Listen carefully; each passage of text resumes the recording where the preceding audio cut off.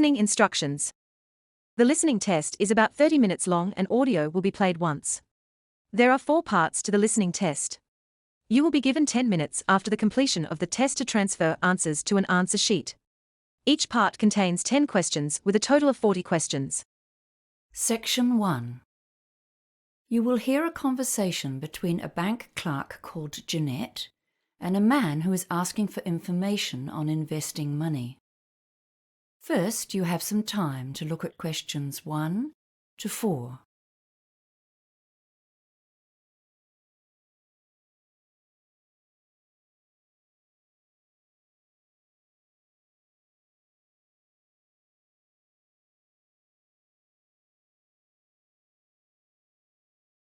Listen carefully and answer questions 1 to 4. This is Citibank. You're speaking with Jeanette. How may I help you today? Hi. I'd like to ask a few questions about a term deposit. Certainly. Do you currently have any investments with us? Yes, I do, but my term deposit is due to mature soon, and I've come to find out my options for renewing and extending it. I'm considering a range of different investments, to be honest, but I wanted to begin with the simplest option. Okay, sir. Well, before we begin, I just need to verify your ID. Can I have your name, please? David Marshall. That's M for mother. ARSHALL. Thank you, David. Now, I just need to ask you a couple of security questions. What's your mobile phone number? 023-561055. And your date of birth, please? 18th of February, 1968. Right. So I've got your account information in front of me. You've currently got $18,000 on a term of 180 days. That's at a rate of 3.45% per year or per annum. Okay, so what are my options? Can we start by looking at 1 and 2 year terms? We can do that. Let's see. Right. If we put it on a 1-year term, we can offer you a yearly return of 3.65%. And for 2 years, it's 3.7%. Oh no, hang on. Sorry, we have a special deal on that term right now at 3.85%. Okay. So what does that mean in dollars? Just one moment and I'll bring it up. Okay, so the total interest earned would be $657 for 1 year, and I'm just bringing up the 2-year figure for you.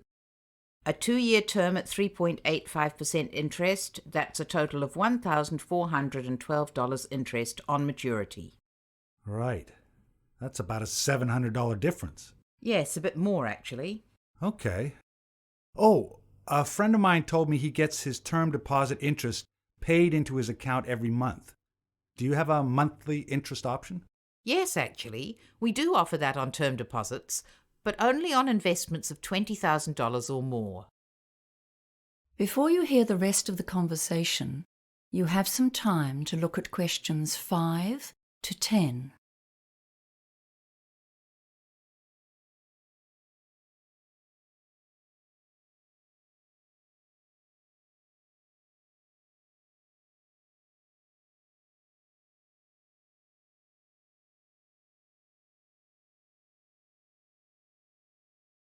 Now listen and answer questions 5 to 10.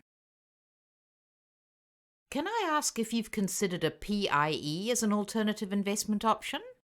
A pie? Yes, it stands for Personal Investment Entity. It's an investment trust.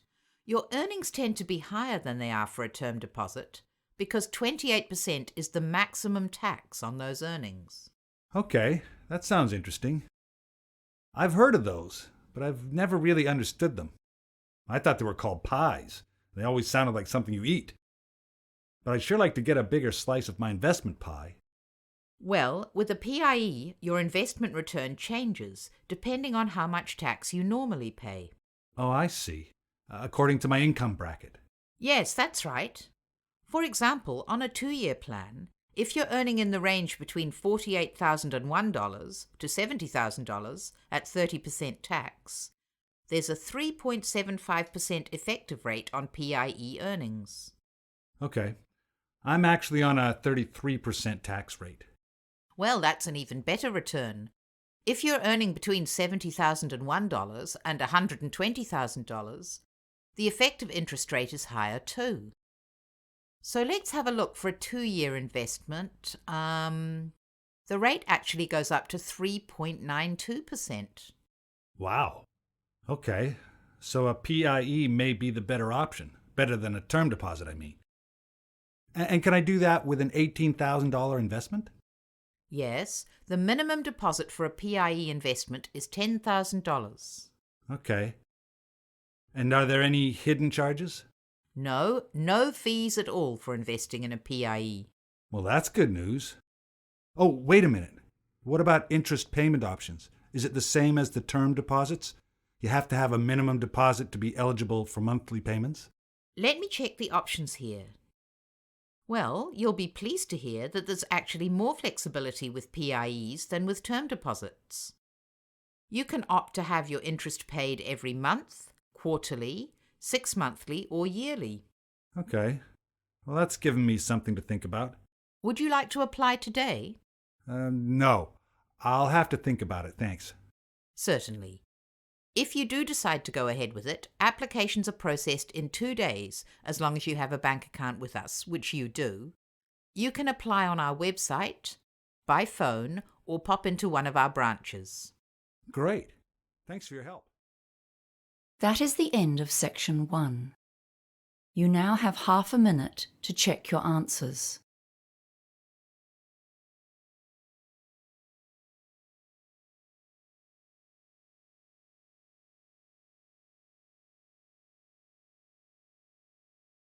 Now turn to section 2. Section 2.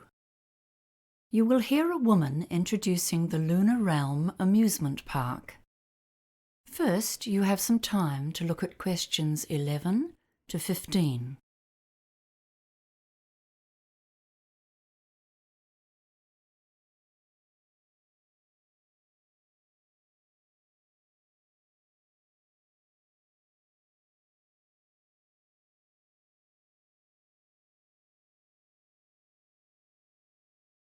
Now listen carefully and answer questions 11 to 15.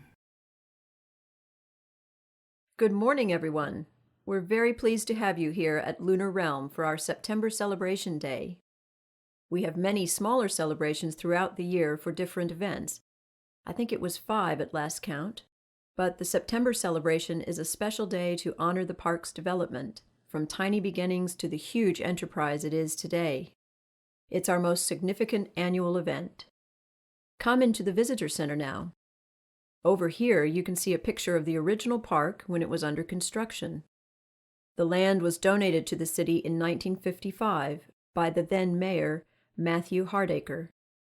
But the park itself wasn't developed until 1979, and you'll notice it wasn't very big at that time.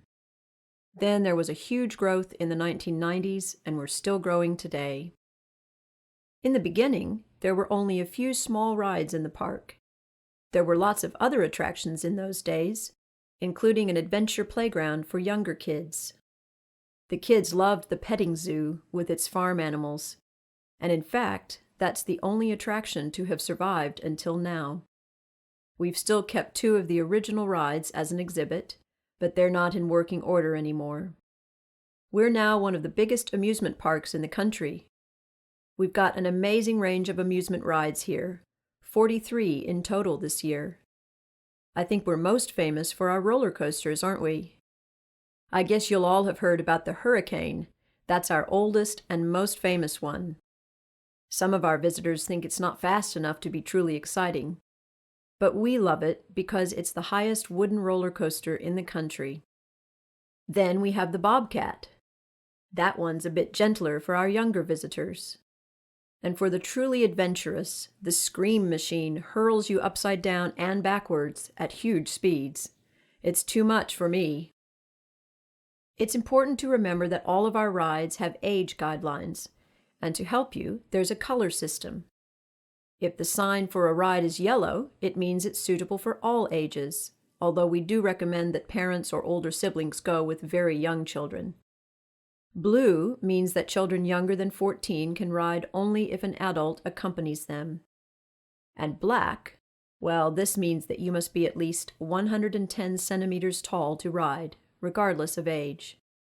We should say that no rides are really suitable for children younger than 18 months, but we do have a special section for parents with babies. Before you hear the rest of the talk, you have some time to look at questions 16 to 20.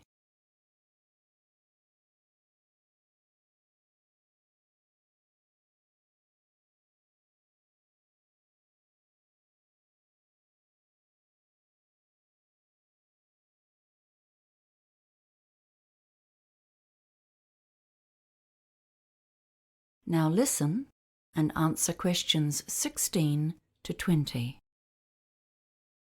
Now I'll tell you about the many options for food around the park. You can get a range of different cuisines, Italian, Chinese, and so on. All of that's in the food court in the center of the park.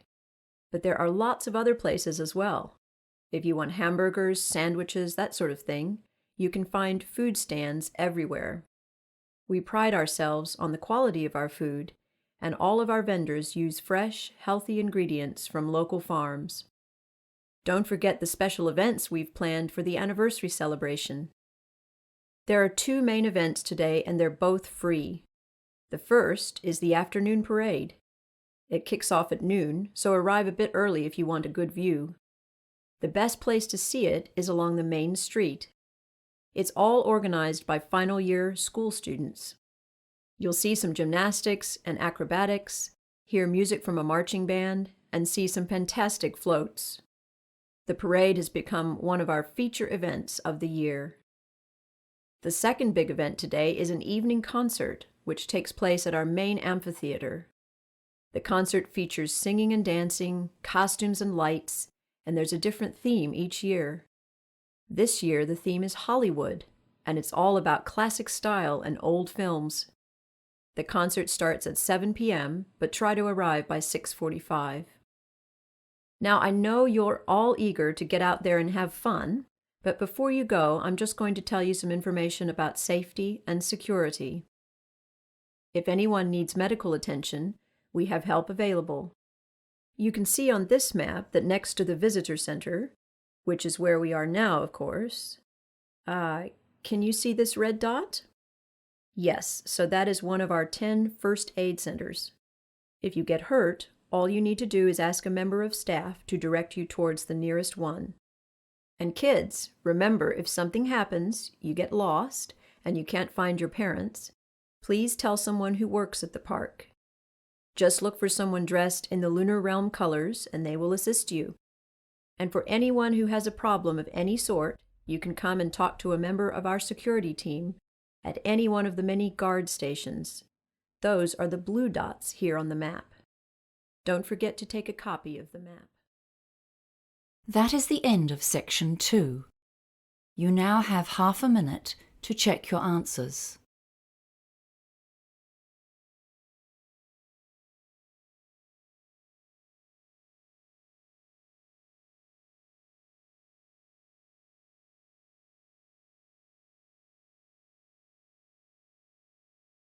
Now turn to section 3. Section 3. You will hear a conversation between a peer tutor and an engineering student who needs help with a project. First, you have some time to look at questions 21 to 24.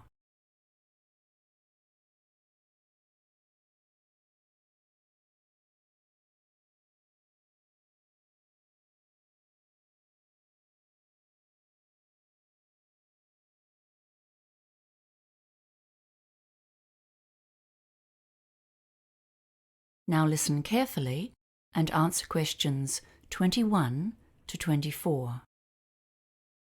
Hi, John. Thanks for seeing me today. I'm really struggling with my project. I have to come up with a design for a water treatment system, and I'm really not sure what I'm expected to do. Well, as peer tutors, we've been taught to follow a process in these tutorials, okay? The first step is to look closely at the task instructions. That sounds good. I'm also... Well, we've been told to do some research, but I don't know where to start. It's always hard to start with. We've got about 45 minutes today. That should give us some time to go over it. Have you done much research before? No. This is my first project like this, and I'm really stressing out about it.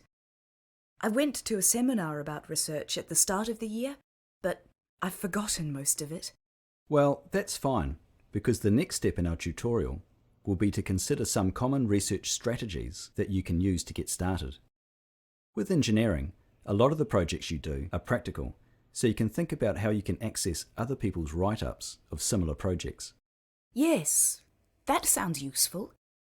How do I find those? Well, there's always the online databases, but you need to know what search terms to use. So, can you think of any useful terms? Cameroon, I guess? And maybe grey water? Yes, good. But those might not give you many hits. What about the type of research? I've always found it helpful to search for case studies, you know? There's probably a whole lot of those on systems set up for other villages in developing countries that you could look at. I've got a couple here actually. They're on different topics, but we can look at the structure and develop some useful ways to focus your research. Is there anything else you'd like to look at today? I can't think of anything right now. That all sounds good. Great. Then the next step is to come up with an action plan. How long have you got? To finish the project? 4 weeks, I think. It's due on the 6th. Before you hear the rest of the conversation, you have some time to look at questions 25 to 30.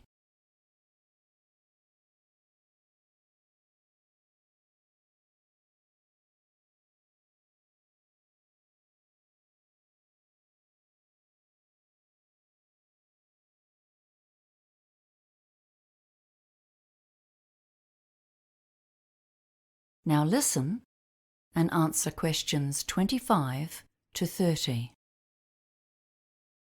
Right. Let's start with the project requirements then. You've got them there? Great. Let's see. Tell me what you understand about the task. So we need to create a system for grey water treatment so that we can minimise the strain on the overloaded water supply in a village in Cameroon. That's right. But I don't get the details about the type of system and what it needs to be used for. Okay. We'll come back to the type of system in a minute. It says here grey water. Have you learnt about grey water?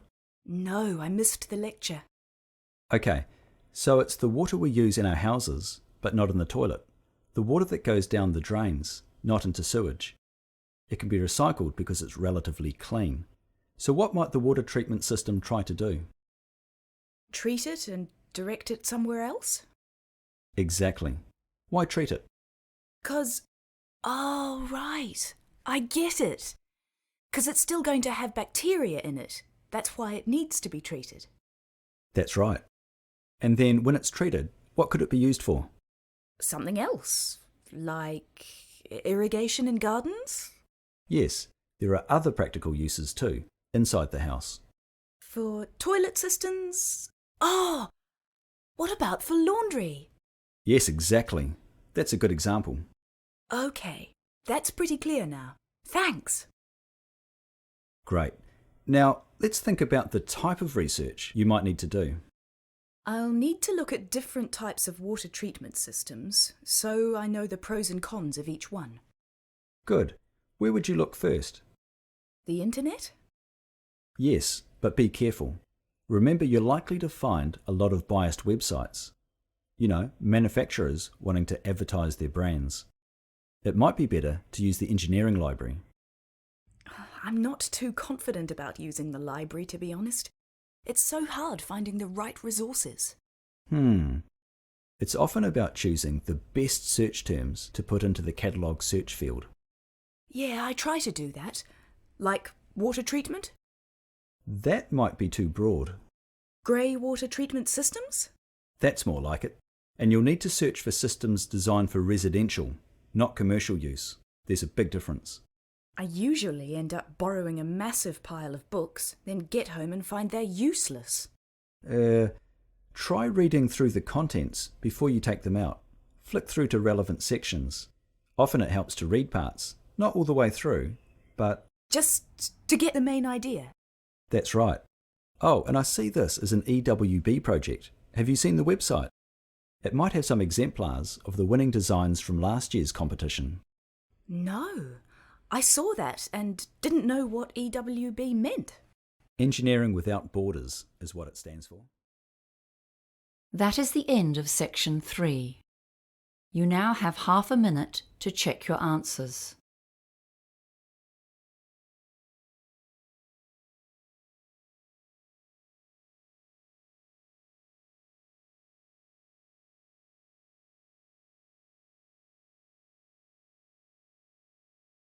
Now turn to section 4. Section 4. You will hear a talk on the topic of the caveman diet. First, you have some time to look at questions 31 to 40.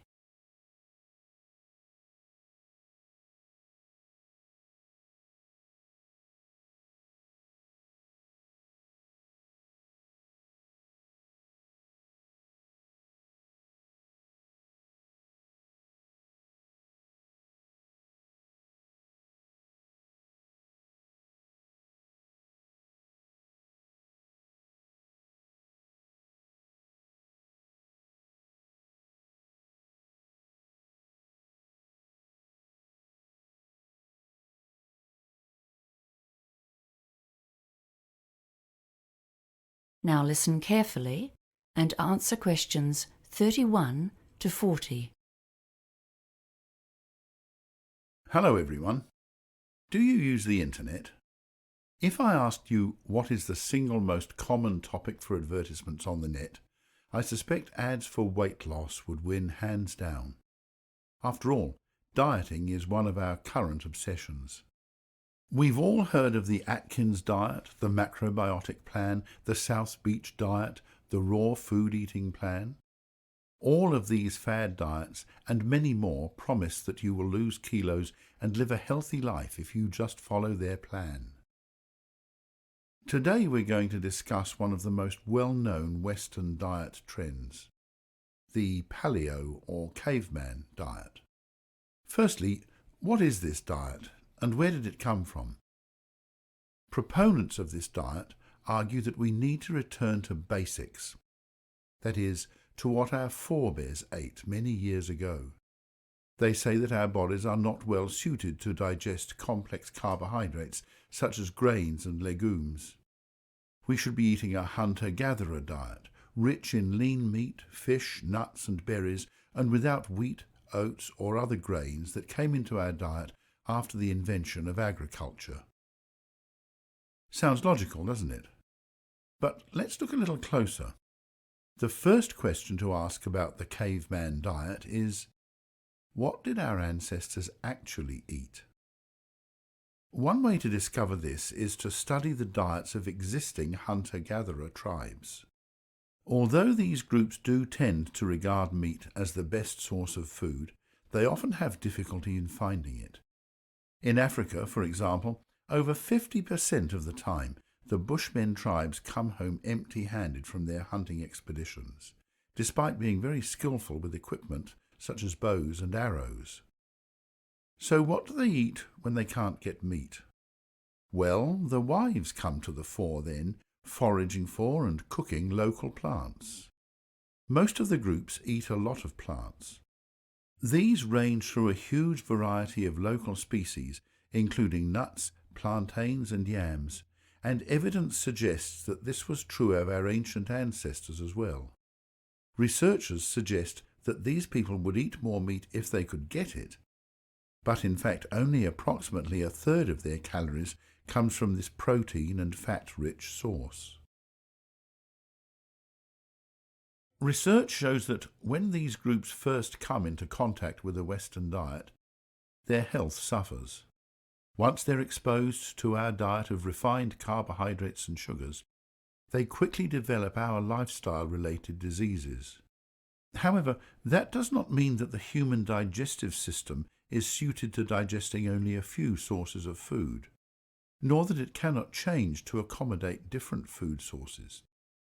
In fact, the evidence would suggest exactly the opposite.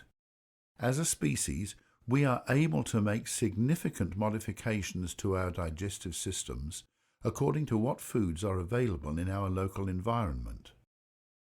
Examples abound, and our ability to digest lactose is a good one. Lactose is a sugar that is found in milk, and it is digested in the human gut by the enzyme lactase. In communities in Europe, the Middle East, and Africa that traditionally herd cattle and drink cow's milk, this enzyme is present and people can digest milk products. However, in places such as China and Thailand, which do not have this style of farming, the enzyme is lacking, and most people have lactose intolerance. Another example is the ability to digest the sugars from starchy foods. Communities that eat a lot of these foods have saliva that breaks down starchy foods before they reach the gut, whereas other groups have more difficulty in getting nutrition from high-starch sources. In fact, if you look at indigenous cultures around the world, there is a huge variety of successful diets. The Inuit get nearly all of their energy from high-fat sources, such as seal meat. The Jains in India have religious beliefs which prohibit eating any living thing, including eggs, but which do, however, allow for the consumption of milk products. Other groups eat mostly fish or have an insect-based diet, depending on locally available sources of protein. So the idea that our caveman ancestors ate one homogeneous diet and that if we follow this we can all be healthy would seem to be an oversimplification. Diets are the result of complex cultural dietary practices. People can and will eat just about anything. So, if we can eat a variety of diets, is there anything actually wrong with following the caveman diet? Well, firstly, on a practical level, it's an expensive way to get your daily calories. Few of us can afford to satisfy all of our energy requirements on a diet which depends on lean wild meat and nut oils. A few carbohydrates provide a cheap, filling and substantial energy boost for most of us. Secondly, a diet which includes a large proportion of red meat may not be good for our long-term health if our bodies are adapted to a sedentary lifestyle and a plant-based diet. We simply get less exercise than our ancestors did, and so we are more prone to some illnesses than they were. Finally, if we all start to eat a wild meat-based diet, this will have negative implications for the environment, because it's not a sustainable way to feed a lot of people. That is the end of section 4.